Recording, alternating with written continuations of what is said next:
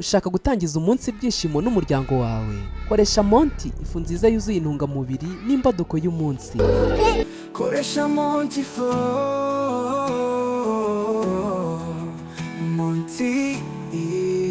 Wanayikoramo n'ibindi biribwa biryoshye kandi byuzuye intungamubiri. Ifu ya MONTI ifite ikirango cy'ubuziranenge S-Mark ikozwe muri soya ikaranze, ingano, amasaka, ibigori, uburo n'izindi ntungamubiri zikomatanije mu ndemabuzima zasesenguwe n'abahanga mu by'ubuzima n'imirire ba Rainbow Health Food. Sangiza inshuti y'inkuru nziza, ibigo by'amashuri, amatsinda y'abantu babana ari benshi ndetse no mu rugo iwawe. Ntubure MONTI.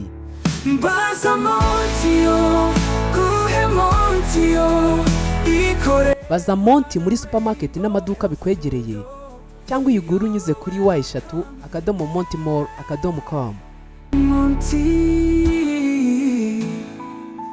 Mbaza MONTI kuri 078 167 167 2 cyangwa 078